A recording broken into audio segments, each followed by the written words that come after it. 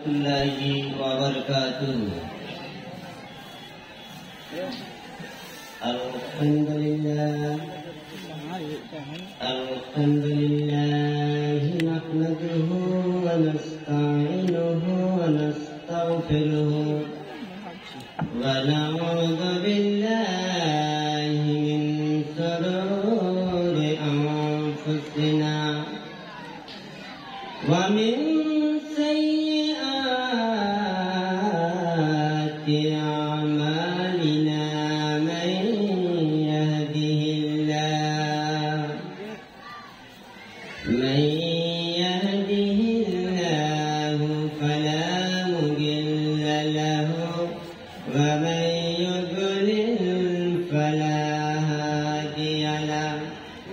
وأشهد أن لا إله إلا الله وحده لا شريك له وأشهد أن محمدا عبده ورسوله أما بعد فإن خير الحديث كتاب الله وخير الهدي هدي محمد صلى الله عليه وسلم وشر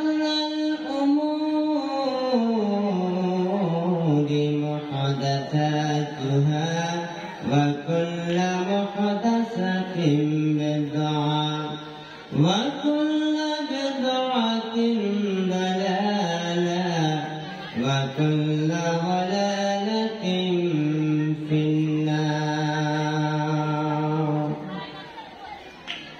أما بعد فأعوذ بالله من الشيطان الرجيم بسم الله الرحمن الرحيم إنما يعمر مساجد الله من آمن بالله واليوم الآخر وأقام الصلاة وآتى الزكاة ولم يخش إلا الله فعسى أولئك هم المهتدون وقال النبي صلى الله عليه وسلم من رأى منكم منكرا فليغيره بيده ومن لم يستطع فبلسانه ومن لم يستطع فبقلبه ذلك أضعف الإيمان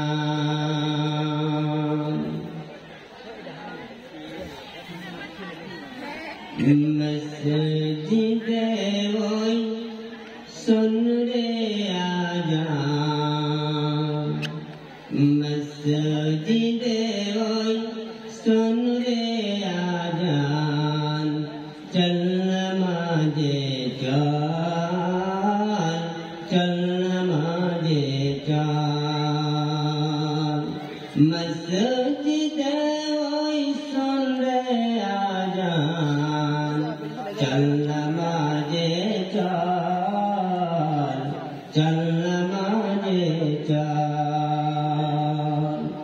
দুঃখে পাবি সান্ত্বনা তুই দুঃখে পাবি সান্ত্বনা তুই বক্ষে পাবি বল ওরে চল নামাজে চল চল নামাজে চল ময়লা মাটি লাগবে যেত ময়লা মাটি লাগবে যে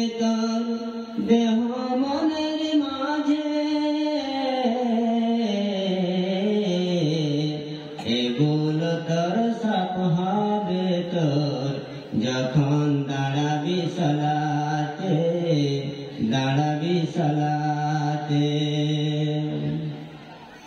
রোজগার তুই করে নে রে রোজগার তুই করে নে রে আখিরাতের ফসল ওরে চল নামাজে চল চল নামাজে চল মসজিদে ওই শোন রে আজান চল নামাজে চল চল নামাজে চল হাজার কাজের ওয়াসিলাতে হাজার কাজের ওয়াসিলাতে নামাজ করে শিকাজা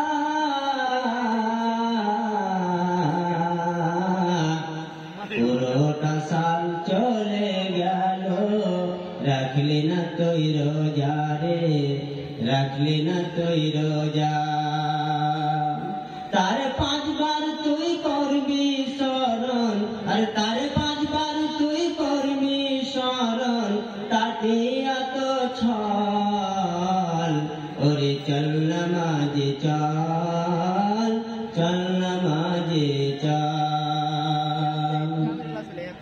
মসজিদে ওই শোন রে আজান মসজিদে ওই শোন রে আজান চল নামাজে চল চল নামাজে চল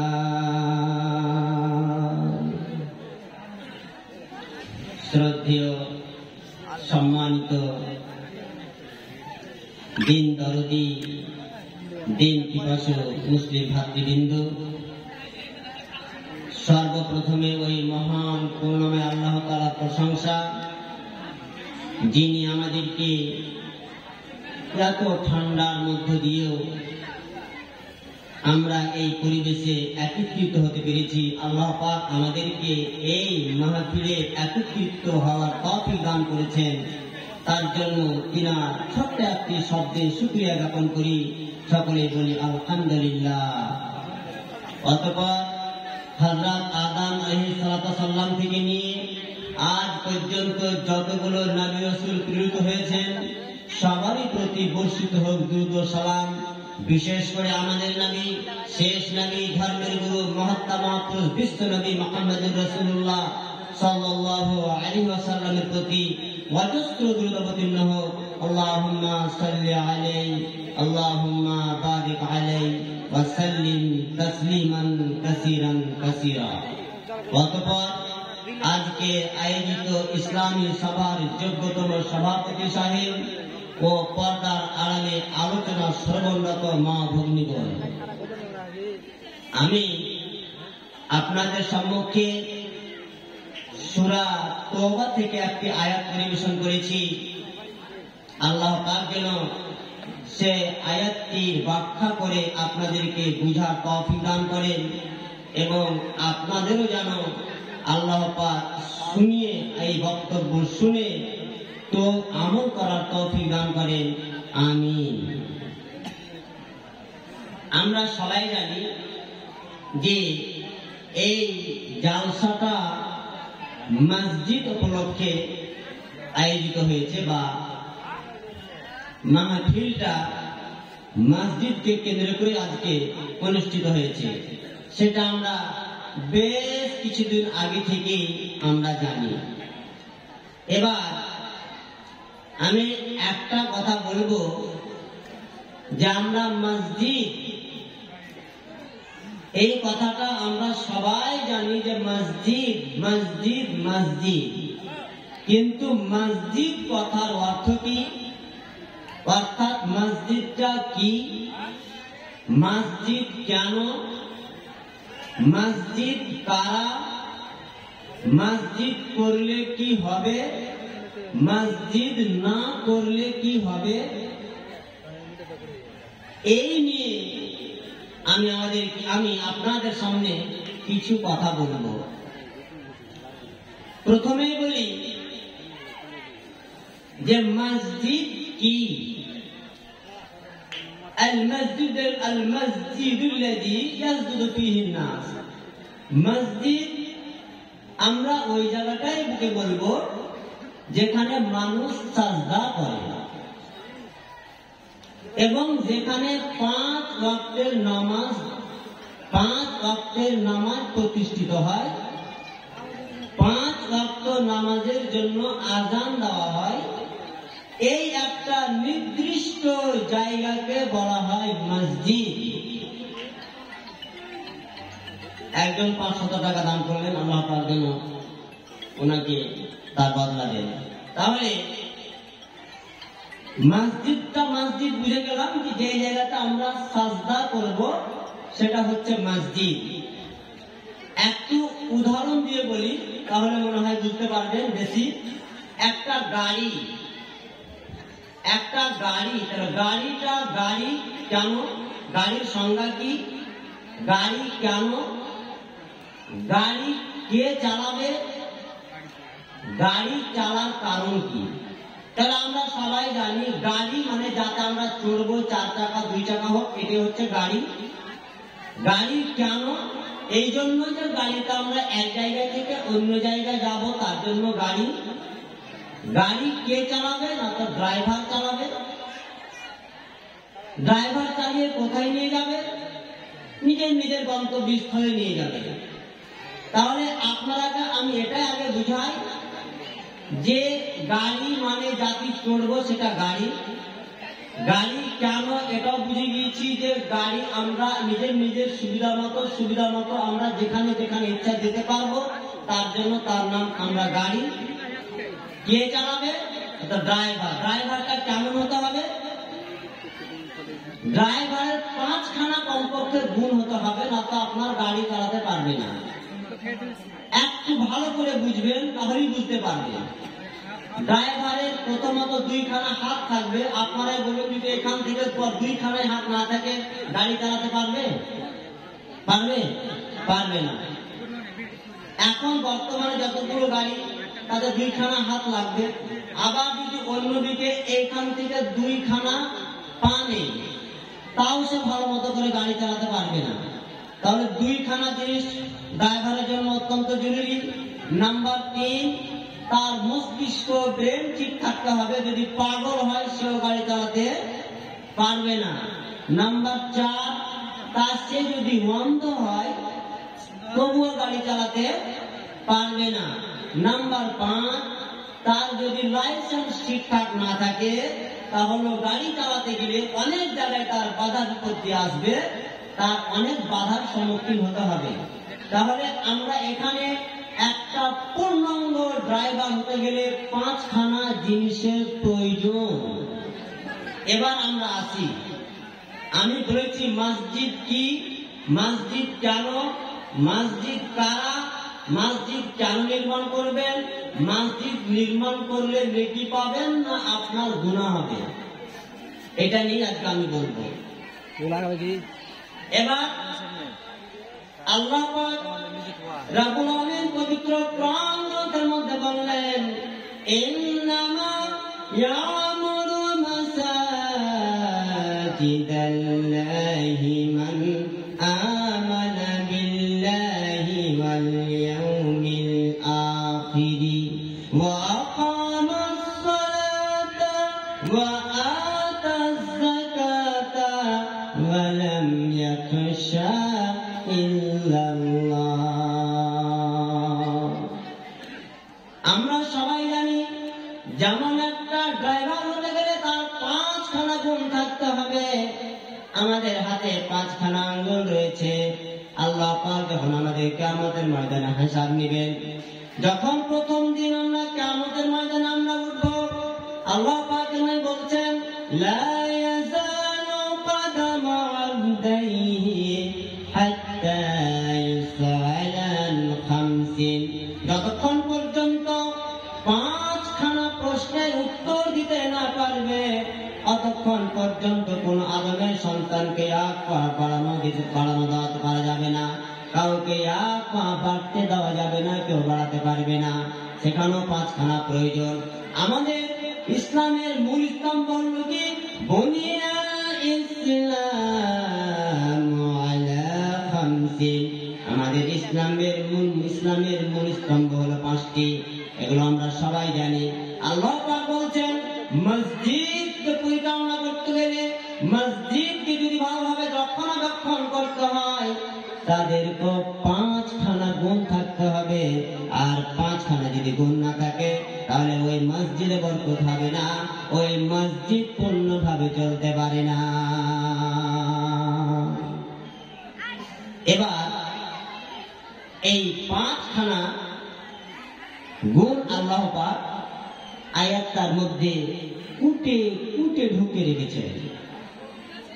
নাম্বার 1 আল্লাহ পাক বলছেন মান আমানা বিল্লাহি, মসজিদ তো তৈরি করবে ওরাই যারা মুমিন হবে। যারা মুমিন হবে তারাই মসজিদ তৈরি করবে। তাহলে আমরা এখন পর্যন্ত জানি না যে মুমিন কারা আর মুসলমান কারা। আমরা এখানে যতজন বসে আছি, আমরা কি সবাই মুমিন না মুসলমান বলুন তো? আমরা সবাই মুমিন না মুসলমান? বলছে কোনটা বলবো, কোনটা বলতে যদি ভুল হয়ে যায়, যেহেতু নিজেদের জানাই নেই, কোনটা বলবো বলেন? আমরা অধিকাংশটাই হচ্ছি মুসলমান, আমরা মুমিন, আমরা অধিকাংশটা নই। কেমন করে? মুমিন হতে গেলে 5খানা শর্ত আছে, 6খানা শর্ত আছে। মুসলমানের জন্য 5খানা শর্ত, যেটা আমি প্রথমেই বললাম যে ইসলামের মূল স্তম্ভ হচ্ছে 5টি। তাহলে একটু শুধু আঁচল কাটি যে ইসলাম যদি আমরা, মুসলমান যদি আমরা হই, তাহলে 5খানা শর্ত। সেটি হচ্ছে কি বুনিয়াল ইসলাম ওয়া খামস, ইসলামের মূল স্তম্ভ হলো 5টি। সেটা হচ্ছে কি নামাজ, রোজা, হজ, যাকাত, এগুলো হচ্ছে ইসলামের মূল স্তম্ভ আর কালিমা। তাহলে যদি আমরা এই 5খানাকে মেনে চলি তাহলে এর নাম হলো মুসলমান। আর যদি এই 5খানা আমাদের মধ্যে না থাকে তাহলে আমরা মুসলমান নয়। প্রথমেতে তাওহীদ বাণী, দ্বিতীয়তে নামাজ, তৃতীয়তে যাকাত দেওয়া, মুসলমানের কাজ গো, মুসলমানের কাজ। চতুর্থতে রোজা রাখা, রমজান মাসে। পঞ্চমতে হজ করা, কাবা ঘরে এসে গো, কাবা ঘরে এসে। তাহলে এই 5খানার নাম হলো মুসলমান, আর 6খানা জিনিসের নাম হলো মুমিন। তাহলে মুমিন হচ্ছে কি?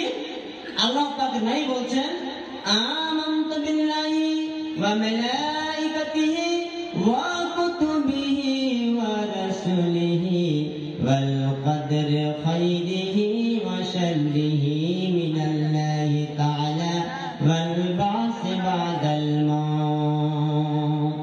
আল্লাহর প্রতি ঈমান নিয়ে আসা, রাসূলদের প্রতি ঈমান নিয়ে আসা, মালায়েকা ফেরেশতাদের প্রতি ঈমান নিয়ে আসা, আমাকে আবার মরে উঠতে হবে এর প্রতি বিশ্বাস করা, আমার ভাগ্যের প্রতি বিশ্বাস করা, এইগুলোর নাম হচ্ছে ঈমান।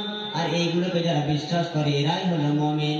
এক কথায় যদি বলা যায়, মুমিন যেগুলো আপনার বৈশিষ্ট্য আছে সেগুলোকে দেখানো যাবে না, ইসলামের বৈশিষ্ট্য যেগুলো আছে এগুলোকে লুকানো যাবে না।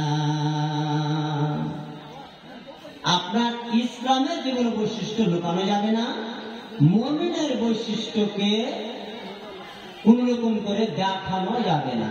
আপনি আল্লাহকে বিশ্বাস করেন, কি করে দেখাবেন?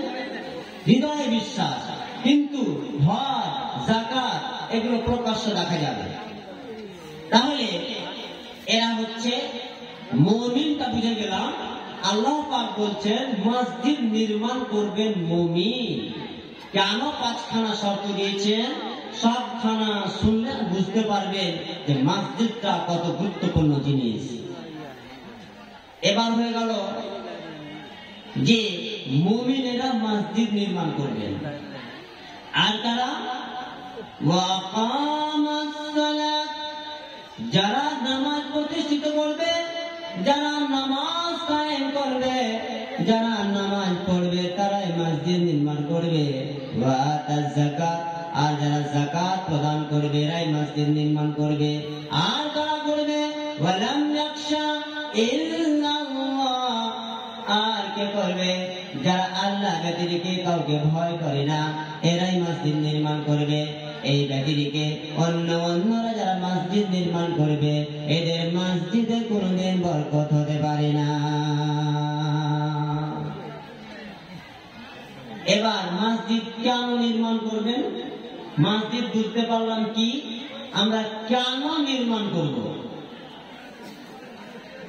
এবার আপনারা ভাবুন যে আপনাদের কুমারগঞ্জে কিছু লোক নেমেছে, ভিআইপি লোক, বা জুব্বা পরে পরে আলখাল্লা করে, মনে হচ্ছে দেখে যে এরা হয় সৌদি আরব থেকে এসছে, বা লন্ডন থেকে এসছে, বা কোন এক জায়গা থেকে এরা এসছে। আপনারা কিন্তু সবাই ওর দিকে দেখে আছেন যে লোকটা কোন জায়গায় উঠবে, কোথায় যাবে। তাহলে লোকটা যে বাড়িতে উঠবে সে বাড়ির কে হলো? লোকটা ওই বাড়ির কে হলো বলুন না? যে বাড়িতে লোকগুলো উঠলো সে বাড়ির মেহমান হলো না মেজবান হলো? বলুন তো, মেজবান হলো না মেহমান হলো? ওই লোকগুলো ওই বাড়ির মেহমান হয়ে গেল। তাহলে আপনারা বুঝতে পারছেন যে মেহমান যখন হলো তখন আপনারা ভাবলেন লোকগুলো যদি আমার বাড়ি আসতো, এত ভিআইপি লোক আমার বাড়ি যদি আসতো তাহলে কতই ভালো লাগতো। এবার চিন্তা করুন, একটা লোক ওখান থেকে নেমে আপনার যেখানেই হোক যাত্রা করে যে লোকটার বাড়ি চলে গেল, সেই লোকটাই তার মেহমান হয়ে গেল। এবার আপনারাই বলুন, আপনারা মেহমান আল্লাহর কি করে হবেন? আল্লাহর মেহমান কি করে হবে? আমরা যদি মনে করি যে আল্লাহর মেহমান হব, কি করে হব? আমাদের যতগুলো কোর্ট কাছারি আদালত করা হয়েছে, আমাদের যদি কোনো গাড়ি অ্যাক্সিডেন্ট হয়ে যায়, আমরা কোনো জায়গাতে মার্ডার করে দিই, মার্ডারে যদি আমরা আসামি হয়ে যাই, তাহলে আমরা তৎক্ষণাৎ আমরা ফাঁড়িতে গিয়ে নালিশ জানিয়ে দিই আমি মার্ডার করেছে, আমাকে এর প্রতিশোধ নিতে হবে। এর চাইতে যদি আরো বড় বিচার হয়, দেখলাম আমার ফাঁড়িতে হলো না, আমি চলে গেলাম কোর্টে, কোর্টে আমার হলো না, আমি চলে গেলাম সুপ্রিম কোর্টে।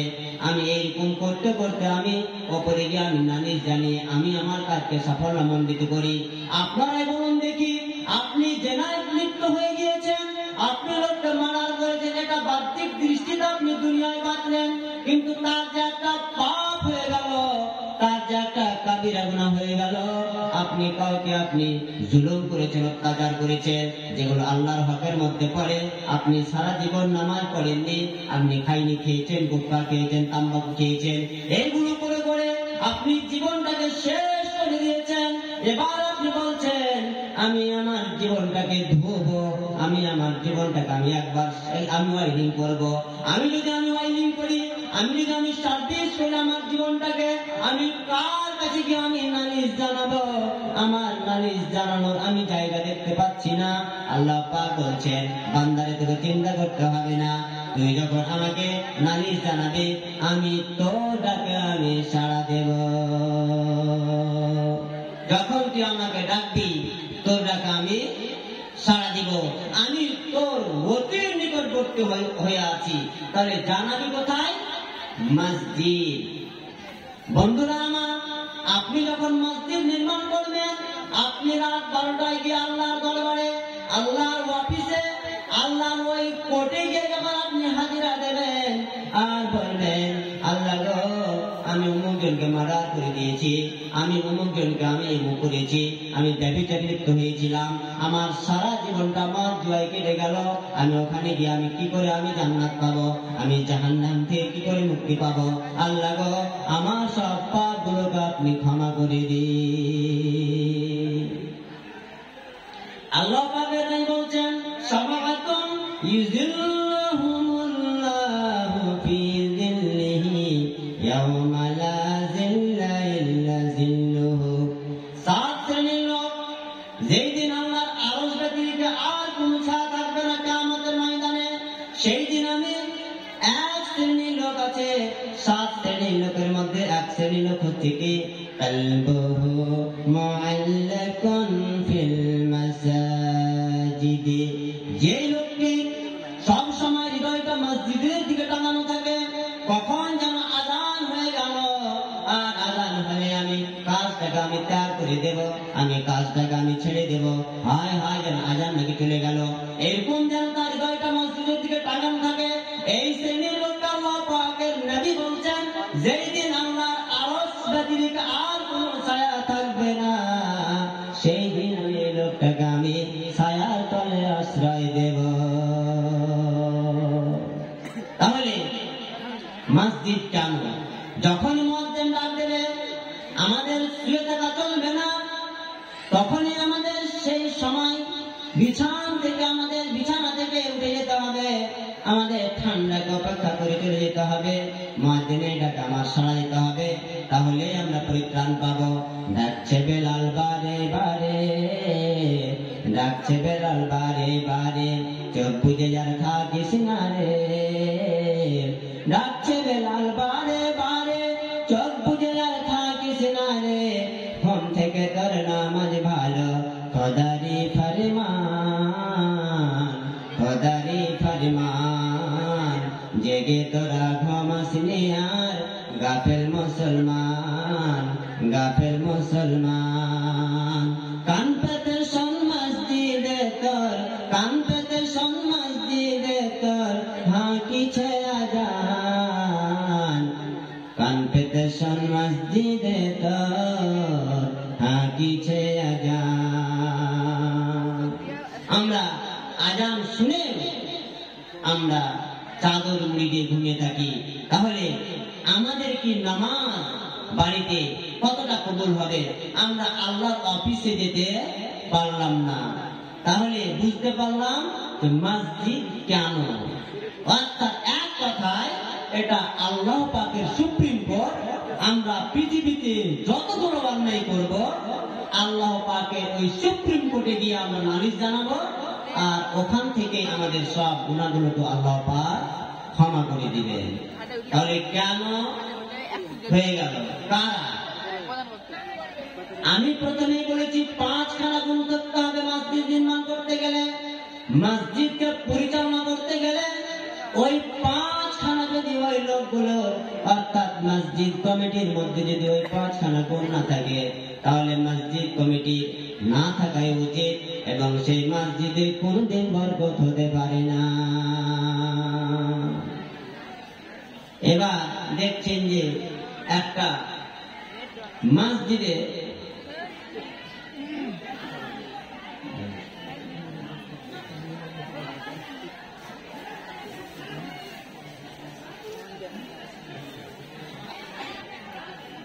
তো সেক্রেটারি সাহেব এমন আমরা তৈরি করেছি যে জানেই না পশ্চিম কোন দিকে আর পূর্ব কোন দিকে, কিন্তু কেন করেছি ডিলা, কেন করেছি সে হচ্ছে গ্রামের ধনী ব্যক্তি, কেন করেছি সে হচ্ছে গ্রামের একজন মাতব্বর ব্যক্তি, ওকে না করলে আমাদের কমিটি ভেঙে দিবে, এরকম ধরনের লোক। এরকম ধরনের লোকে একটা গরু ভাই হয়েছে কি মসজিদে ঢুকে গেছে। এবার লোকেরা তো হইতেই করবে যে মসজিদের গরু চলে আসলো, মসজিদের গরু চলে আসলো, কার গরু কার গরু। গরুটাকে কিন্তু বেশ মার দেওয়া হয়েছে।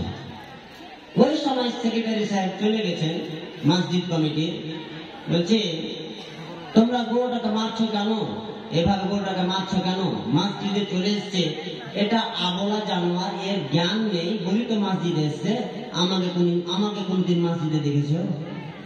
আমার জ্ঞান আছে বলি তো আমি কোনদিন মসজিদ যাই না। এরকম ধরনের যদি সেক্রেটারি করেন তাহলে মসজিদের উন্নতি কি করে হবে বলেন তো? গরু ওর মসজিদে চলে গেছে, তার জন্য বলছে ওর জ্ঞান নেই বলি তো মসজিদে গেছে। আমার জ্ঞান আছে বলে আমাকে কোনদিন দেখেছ? সে যদি মসজিদে কোনদিন না যায় আর সেই মসজিদের যতগুলো মুসাল্লি আছেন তাকেই আপনারা সেক্রেটারি করেছেন, এই মসজিদে বরকত হবে না। আল্লাহ পাক কেন এত গুরুত্ব দিয়ে বলছেন যে 5খানা বৈশিষ্ট্য না থাকলে মসজিদ কমিটিতে থাকা যাবে না। একটু চিন্তা করবেন, আপনি যখন আপনার বাড়ির মাল কিনতে যাবেন, আপনি মালদা চলে গিয়েছেন আপনার বাড়ির কোনো মাল কিনতে, আপনি বাড়ির বিল্ডিং ধরেছেন, আপনি সিমেন্ট কিনতে গিয়েছেন, লোহা কিনতে গিয়েছেন, পাথর কিনতে গিয়েছেন, আপনি একটা পাগড়ি বেঁধে নিয়েছেন, আপনি টোনায় মুড়ি নিয়ে নিয়েছেন, ছাতু নিয়ে নিয়েছেন, আপনি বাসে খেতে খেতে যাচ্ছেন। আবার যদি বাস থেকে ট্রাক্টর থেকে কোনো ভ্যানে লোড দেওয়া হয়েছে, আপনি নিজের ঘাড় লাগিয়ে আপনি শক্তি লাগিয়ে ভ্যানটাকে ঠেলে দিয়ে আপনার বাড়ি পৌঁছে দিয়েছেন, আপনার ঘামগুলো তত্তর তত্তর করে ছুটে পড়ছে, আপনাকে বলা হচ্ছে এত ঘাম কেন আপনার চারি শরীরে? আপনি বলছেন এই যে আমি ভ্যানগুলো ঠেলা দিতে গিয়ে আমার শরীর থেকে তত্তর তত্তর করে ঘাম ছুটে গেল।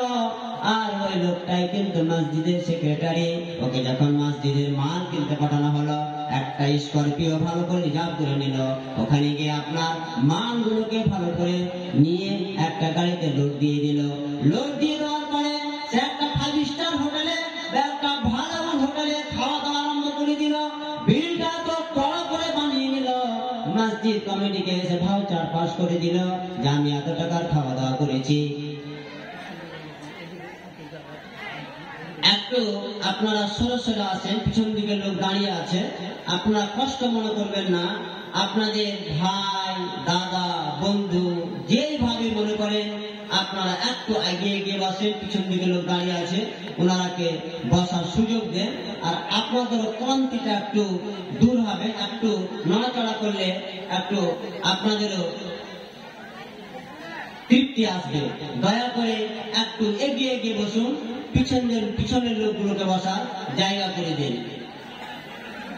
এবার সে বিলকে বানিয়ে নিয়ে এসে যখন মসজিদে যখন ভাউচার শোনাতে আরম্ভ করে দিল, সে আপনার একদিনের বিলকে দেখিয়ে দিল, আমি হোটেলে খেয়েছি, আমি একাই 500 টাকা। আপনারা মাথা নাড়তে নাড়তে বললেন লোকটা এতদিন ধরে এত বিল শোনা যায়নি, আর মসজিদে যখন কাজে গেল তখন 500 টাকার বিল বানিয়ে নিল। তাহলে ওর মধ্যে ঈমান, ওর মধ্যে কোথায় ভীতি আছে?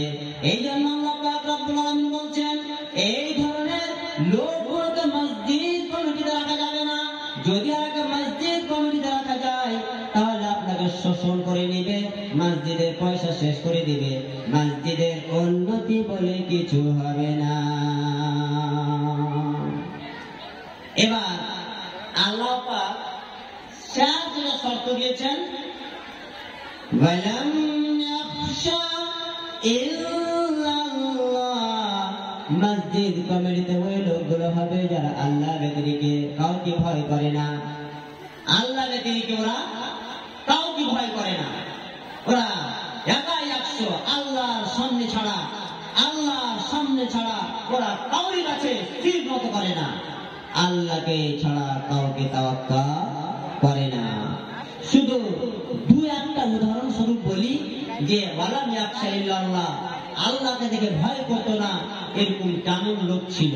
আপনারা শুনেছেন হাজ্জাজ বিন ইউসুফ।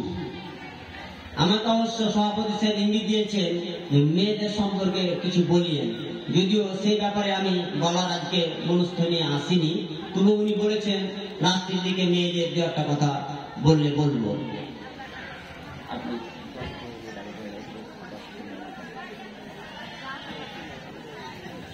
তো ওয়ালাম ইয়াখশা ইল্লাল্লাহ, হাজ্জাজ বিন ইউসুফ এটা মারওয়ানের যুগের একজন লোক। শুধু বলি যে এই লোকটা কত কঠোর ছিল, কত জুলুম ছিল, জালেম ছিল, কত অত্যাচারী ছিল, শুধু একটু আমি আঁচড় কেটে যাচ্ছি। একদিনের ঘটনা, উনি তখন মদিনার গভর্নর, মক্কা, মদিনা, তায়েফ 3 জায়গার গভর্নর হাজ্জাজ বিন ইউসুফ। তার একজন ভাই হচ্ছে মুহাম্মদ বিন ইউসুফ, সে হচ্ছে ইয়ামানের গভর্নর। ইয়ামান প্রদেশ থেকে একজন লোক এসে মক্কা কাবা শরীফ তওয়াফ করছেন, এমন অবস্থায় হাজ্জাজ বিন ইউসুফের কোন প্রজার একটা চাদর তার পায়ের নিচে পড়ে যায়। সে নালিশ করে দিল হাজ্জাজ বিন ইউসুফকে যে ইয়ামান থেকে একটা লোক এসছে আর তার চাদর আমার পায়ের নিচে পড়ে গেল।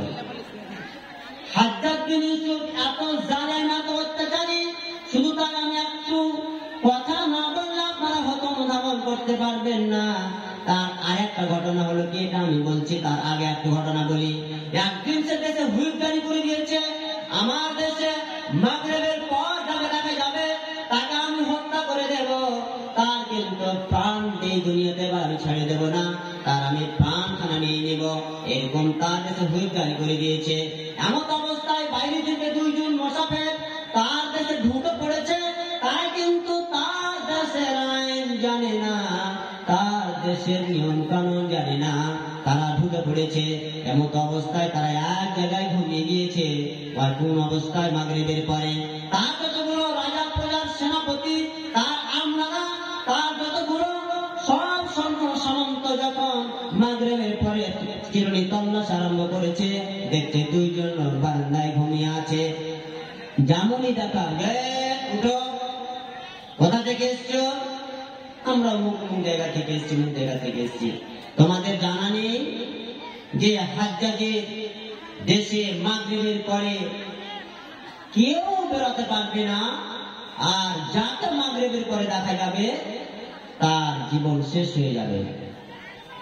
তারা তাদের কাছে প্রাণ ভিক্ষা চাইতে আরম্ভ করে দিল যে আমাদেরকে হাজ্জাজ বিন ইউসুফের কাছে আপনি নিয়ে যাবেন না, আমাদেরকে ছেড়ে দেন, আমাদের বাজারা জায়গা আমরা জানি না। এমন অবস্থায় তাকে নিয়ে যাওয়া হলো। হাজ্জাজ বিন ইউসুফ বলছে না, আমি যেটা হুইপ জারি করে দিয়েছি, আমি এটাকে কখনোই আমার হুইপটা আমি বলবৎ রাখবো, আমি ছেড়ে দিতে পারবো না। এরা দুজনকে নিজেদেরকে হত্যা করে দাও। তাহলে কত বড় জালেম, কত বড় অত্যাচারী এই লোকটা। তখন মদিনা, তাইফ, মক্কার গভর্নর মারওয়ানের যুগে যখন নালিশ করে দিল আমার চাদর এই লোকটা নিতে পড়ে গিয়েছে, আর আমি আপনার সেনা, আপনার প্রজা ইয়ামান থেকে এসে আমার চাদরে পা দিলে এতটা সত্যি, হাজ্জাজ হে মহারাজা, হে আমার বাদশাহের বিচারটা আপনি করে দেন। বিচার পড়ে গেল হাজ্জাজ বিন ইউসুফের কাছে। হাজ্জাজ বিন ইউসুফ বলছো, এদিকে এসো, এদিকে এসো, ইয়ামান থেকে এসো, ইয়ামান থেকে এসো। বলতে চাইছি কি, আগে মনে রাখবেন, আল্লাহকে ছাড়া কাউকে ভয় করে না। এই লোকটা এখানে চলে এসছে। এবার বলছে তোমাকে তো তোমার কিছু অবস্থা জিজ্ঞেস করব, কিন্তু তার আগেই বলি যে ইয়ামানের অবস্থাটা কেমন দেখে নেব বলো তো। মানে ইয়ামানে ওরই ভাই মোহাম্মদ বিন ইউসুফ শাসন চালাচ্ছে, তো আমার ভাইয়ের শাসনটা কেমন চলছে একটু বলো তো। সেই লোকটা দত্ত কণ্ঠে, উচ্চ কণ্ঠে তার সামনে বলছে, তারাক্তুহু যালুমান কাফুরা। ও হাজ্জাজ বিন ইউসুফ, আমার ওই জায়গা থেকে প্রায় 8 দিন আসা হয়ে গেল। আমি যখন আসি তখন আমি দেখেছি তাকে অত্যাচারী, জালেম, তাকে দাজ্জাল হিসাবে আমি দেখেছি, তাকে অন্যায়কারী হিসাবে আমি ওকে দেখেছি। এর চাইতে আমি আর কিছু বলতে পারবো না। 8 দিনের মধ্যে সে যদি শুধরে দিয়ে থাকে, 8 দিনের মধ্যে সে যদি ঠিক হয়ে দিয়ে থাকে, তাহলে আমার জানা নেই, কিন্তু 8 দিন আগে আমি তাকে যেমন দেখে এসেছি সেটাই আপনাকে বললাম। কার সামনে বলছে? তার ভাইয়ের সামনে। তার ভাইয়ের কথা বলছে যে তাকে আমি জালেম, দাজ্জাল, অত্যাচারী আমি দেখে এসেছি। এখন কি রূপে আছে বলতে পারবো না। হাজ্জাজ বিন ইউসুফ শুনে বলছে, তুই কি বুঝতে পারিস না কার সঙ্গে কথা বলছিস? আমি হাজ্জাজ বিন ইউসুফ, তুই মনে হয় আমার ঘটনা জানিস না, না তুই এরকম বলতে পারতিস না। সেই লোকটি বলছে, আপনি হাজ্জাজ বিন ইউসুফ হলে কি হবে? আমি শুনেছি দুঃখের সময় যার লাগে, সুখের সময় যার লাগে ডাকে, আল্লাহ বলেন আমি তাকে দুঃখের সময় ডাকি, আমি আল্লাহকে এক বলে বিশ্বাস করি, আমি কোন লোককে আমি বিশ্বাস করি না। মহানবী বিশ্বনবী মুহাম্মদুর রাসূলুল্লাহ সাল্লাল্লাহু আলাইহি ওয়াসাল্লাম তিনি হাদিস গ্রন্থের মধ্যে বলে গিয়েছেন, মাকাদিরুল খালাইকা ক্বাবলা আন ইয়াখলুকাস সামাওয়াতি ওয়াল আরদি বিখামসিনা আলফা সানা। আল্লাহ পাক তিনি বলে গিয়েছেন আসমান জমিনকে 50,000 বছর, আসমান জমিনকে সৃষ্টি করার 50,000 বছর আগে মানুষের ভাগ্য লিখে দেওয়া হয়েছে। অতএব আমার ভাগ্যে যা আছে তাই হবে। হাজ্জাজ তুই আমার কোন একটা লোম বাঁকা করতে পারবি না। হাজ্জাজকে তখন আরো বলা হলো, আমি যেটা করেছি তোমার একটা প্রজা জামা পায়ের নিচে তার একটা চাদর পড়ে গিয়েছিল, এটা আমার ভুলের কারণে হয়েছিল, এটা আল্লাহ পাক আমাকে ক্ষমা করে দিবেন, এটা আমি জেনে শুনে করিনি। আমি যেটা তোমাকে আমি রিপোর্ট দিয়েছি তোমার ভাই, সেটা আমি কি করব, আমি এটা মিথ্যা কথা বলিনি। তুমি কি চাইছো যে হাজ্জাজ বিন ইউসুফ বলে আমার ভাই তুমি একটা ভীতি সঞ্চার করে দিবে, আর ভীতি সঞ্চার করে দিয়ে আমি তোমার কাছে প্রাণ ভিক্ষা চাইবো? হাজ্জাজ বিন ইউসুফ আমাকে ছেড়ে দিন, না তো আজকের দিনে মনে হয় আমার তোমার হাত থেকে আমি বাঁচতে পারবো না। হাজ্জাজ বিন ইউসুফ তোমার কাছে আমি প্রাণ ভিক্ষা চাইছি, এরপরে আমি আর কোনদিন ভুল করবো না। তুমি কি চাইছো যে আমার মুখ থেকে এইরকম কথা বেরিয়ে যাবে? না না না, এরকম কথা কখনো বের হতে পারে না, আমি এইরকম কথা কোনদিন বলতে পারি না। হাজ্জাজ দেখছে তো কাম তো খারাপ, হাজ্জাজ বিন ইউসুফ বলছে কাম খারাপ, একে যদি যতই আমি একে বুঝবো ততই আরো কয়লার মতন কালো হয়ে চকচকে বেরিয়ে আসবে, একা আর বেশি করবো না। বলে যা যা যা চলে যাও চলে যাও চলে যাও, দেখে শুনে ঘুরবা, একটু ভালো করে কাপ করবা, আর বেশি বাড়াবাড়ি করিও না। ঠিক আছে চললাম। আমি বলতে চাইছিলাম যে ওয়ালাম ইয়াখশা ইল্লাল্লাহ, তার ভীতি সঞ্চার আল্লাহকে বলে কতটা ভয়, আল্লাহকে কতটা মান্যতা দিত যে মানুষের কোনো তাওয়াক্কা করেনি, জানের কোনো পরোয়া করেনি। আল্লাহ পাক মসজিদ নির্মাণ করতে গেলে ওইরকমই কমিটি করতে বলছেন যে মানুষ দেখানো কমিটি চলবে না, যে মানুষ দেখিয়ে সে কাজ করে যাচ্ছে, কোন একটা দেখছে সামনে কোন রকমের ভয় চলে আসলে সাইড কেটে নিয়ে সে কেটে পড়লো। আর একটা কথা বলে হাজ্জাজ বিন ইউসুফের, হাজ্জাজ বিন ইউসুফ কত বড় জালেম, কত বড় অত্যাচারী, যে তার যুগে দুজন ছেলে বাগী, বাগী বলা হয় রাজার বিরুদ্ধে, রাজার কথাকে অমান্য করে, তার আইনকে অমান্য করে যারা বেরিয়ে যাবে তাই হচ্ছে বাগী। যা আমি আমার কাছে নোটিশ চলে এসছে, মানে আর শর্ট করতে হবে আর একটু লাইন কাটতে হবে, যেহেতু উনি বলেছেন। এটা বলি আমি লাইন কেটে গিয়ে আমি দিতাম বাগী। এবার ওরাকে যেহেতু হাজ্জাজ বিন ইউসুফ ছাড়বেন না, ওরাকে মারবেন, কি করে মারবেন কি করে মারবেন খুঁজে পাওয়া যাচ্ছে না, খুঁজে পাওয়া যাচ্ছে না। আর তার বাবার নাম হচ্ছে রবি বিন হেরাস। ওই রবি বিন হেরাসের দুই ছেলে কোথায় লুকিয়ে আছে খুঁজে পাওয়া যাচ্ছে না, খুঁজে পাওয়া যাচ্ছে না। হাজ্জাজ বিন ইউসুফকে তখন বলা হলো, ওই রবি বিন হেরাস এমন একটা লোক, কাউকে ভয় করে না, কোনদিন মিথ্যা বলে না, কাউরে কাঁচা আলে সে পা দেয় না, তাকে বলো তার যদি সন্তান হয় না কেন সে সত্য কথাই বলে দেবে, সে সত্য কথা বলতে পিছপা করবে না। রবি বিন হেরাসকে জিজ্ঞেস করা হলো যে আপনার দুটো সন্তান যে আমাদের দেশের আবদ্ধ করে আর রাজার কথাকে অমান্য করে বেরিয়ে গেছে, বলতে পারা যাবে? সে যতক্ষণ যেমন শুনল, সেই রবি বিন হেরাস যেমনই কথা, ওই হাজ্জাজ বিন ইউসুফের কথা যেমনই তার কানে চলে আসলো, বলছে হুমা ফিল বাইতি, এই দুটো ছেলে আমার ঘরে আছে।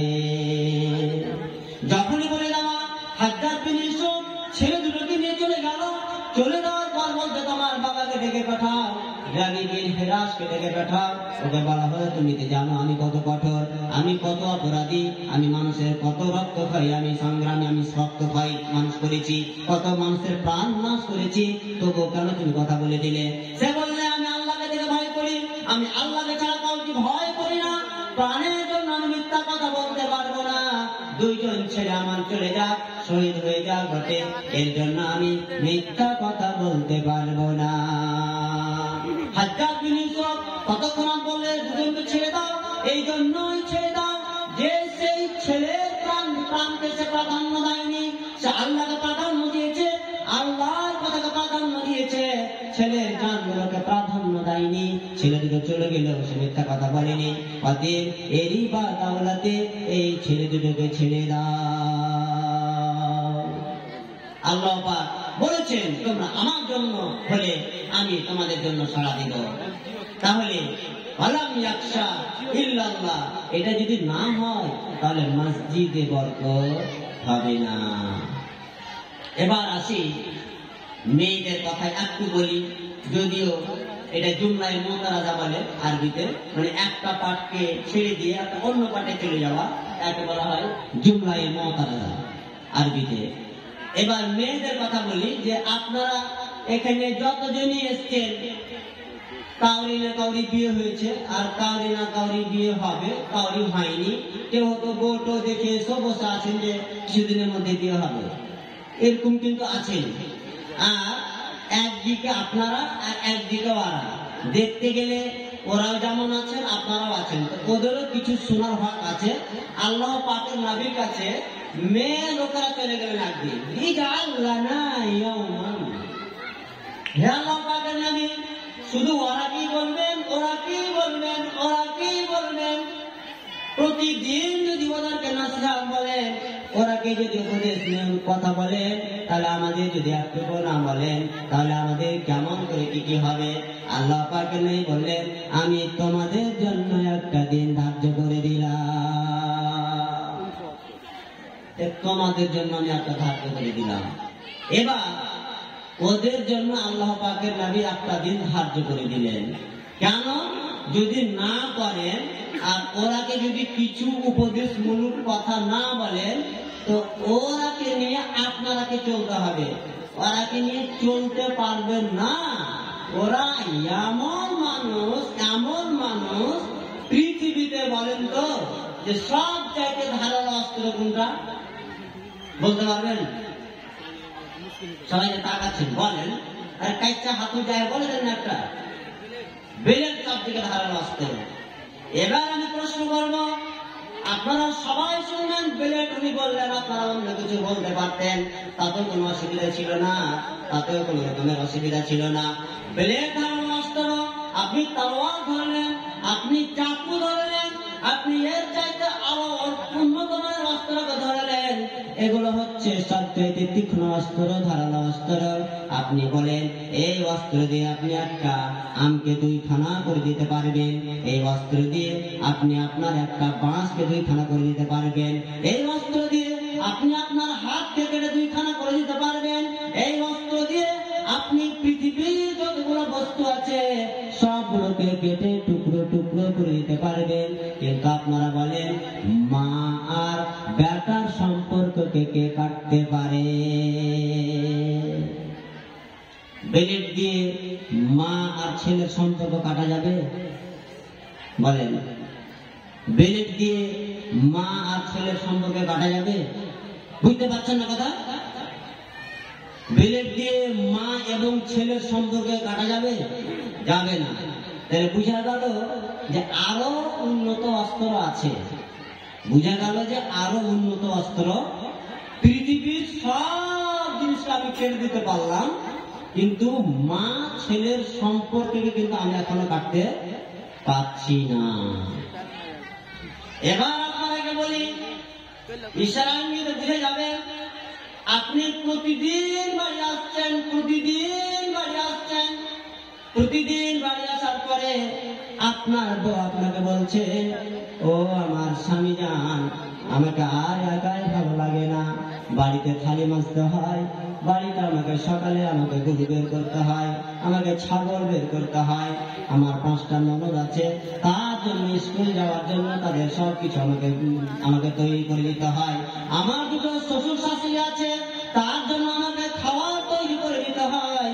আপনি করলেন কি, তাকে খাদ্য থুবড়ে রেখে দিলেন, বুঝিয়ে বুঝিয়ে রেখে দিলেন। তারপরের দিন আবার আপনি আসলেন, আবার আপনার কানে আবার ওই রকম কথা শুরু করে দিল। এইরকম করতে করতে করতে 3-4 দিন চলে যাওয়ার পরে একদিন আপনাকে কেঁদে কেঁদে বলতে আরম্ভ করে দিল। আর চোখের অশ্রুগুলো ঝরঝর ঝরঝর করে যেন ঝরে যাচ্ছে। বলতে, স্বামী গো, আমি আর একাই আমি আর বাড়ির মধ্যে থাকতে পারবো না, আমি শ্বশুর শাশুড়ির সাথে আমি আর থাকতে পারবো না। যতদিন আপনি আপনার মায়ের সাথে সম্পর্ক ছিন্ন না করে দিবেন, যতদিন পর্যন্ত আপনি জুড়া পৃথক না হয়ে যাবেন, যতদিন পর্যন্ত আপনি বাড়িটা আলাদা না করে দেবেন, ততদিন পর্যন্ত আমি আর আপনার সাথে কথা বলবো না, আপনাকে স্বামী বলে ডাকবো না। আমি মায়ের বাড়ি চলে যাব, আপনার নামে কেসের পর কেস আমি ঠুকে দেব। বলে ওই অঝর নয়নে কাঁদতে শুরু করে দিল। আপনি বলছেন কি, ওই স্ত্রীও আমার অর্ধাঙ্গিনী, তুমি চুপ করে যাও, কাল থেকে আমি এই প্রসেস তৈরি করে দেব। আপনি শুরু করে দিলেন। এবার বাড়ি আসছেন, মা বলছে, যাবারে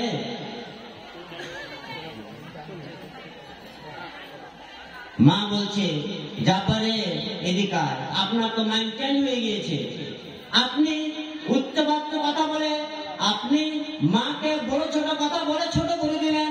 কোরআন বলছে, ফালা তাকুল লাহুমা ওয়ালা তানহারহুমা ওয়া কুল লাহুমা কাওলান কারীমা। ওদের তো একটা দুঃখ কষ্টমূলক কথা বলা যাবে না, সেখানে আপনি কথা বলে বইয়ের কথা পড়ে আপনার ছেলে মা সম্পর্ক নষ্ট হয়ে গেল। এবার বলুন, বইয়ের চোখের জল বেশি চোখা ও বেশি ধারালো, না বেলের বেশি ধারালো? বইয়ের চোখের জল হচ্ছে এটা ধারালো। এই জন্য আমার ভাই বলেছেন, মেয়েদেরকে দেখে শুনে বিয়ে করতে হবে। ওদের দেখে শুনে যদি আপনারা বিয়ে না করেন, তাহলে এরকমই সমস্যা হবে।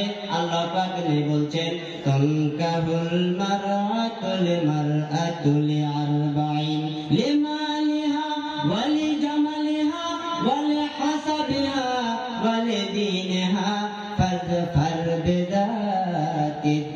বিযাতিদ্দীন। তার যতই গুণ থাক না কেন, তার মধ্যে যদি দিন না থাকে, তাহলে সেই মেয়েকে বিয়ে করা যাবে না, সেই মেয়েকে বিয়ে করা যাবে না, সেই মেয়েকে আপনি বিয়ে করবেন না। তাহলে মেয়ে জ্ঞান রেখে বিয়ে করতে হবে। আর এরা হলো অত্যন্ত নাজুক, হাদিসে আছে এরা কাঁচের মতো, কাঁচের টালা যখন উপর থেকে পড়লে টুকরো টুকরো হয়ে যায়, ওদেরও হৃদয়টা অত্যন্ত নাজুক, অত্যন্ত কোমল, টুকরো টুকরো হয়ে যায়। 1000 টাকা বেনামিতে দান করেছেন, আল্লাহ পাক বেনামির উদ্দেশ্যকে পূরণ করেন, টুকরো টুকরো হয়ে যায়। এই জন্য আল্লাহ পাক বলছেন, ফাস্তাউসু বিন নিসা, ওদেরকে বুঝিয়ে বুঝিয়ে বুঝিয়ে নিয়ে চলতে হবে। বাড়ি গিয়ে ওদেরকে মারধর করবেন না, ওদেরকে গরু পিটা করবেন না। ওরা ছাগল নয়, ওরা মানুষ। যাই হোক, সময় নেই, আমাকে সময় বাধা দিচ্ছে। পিছন দিকে আপনাদের বিজ্ঞাপিত বক্তা এসে বসে আছে, তবুও আমি কিছু বললাম, যেহেতু উনি বস্তুটা চেঞ্জ করতে বললেন। আমি শেষে এটাই বলবো, আল্লাহ পাক যেন আমাদের মসজিদকে সুষ্ঠুভাবে পরিচালনা করার তৌফিক দান করেন, মসজিদে যেন বেশি বেশি করে দান করার তৌফিক দান করেন। মসজিদ কমিটিকে আল্লাহ পাক যেন কোরআন এবং হাদিসের আলোকে চলার তৌফিক দান করেন। আমিন। আলহামদুলিল্লাহ, জাযাকাল্লাহু খাইরান। জাযা, ওনাকে সময় দিতে পারলাম।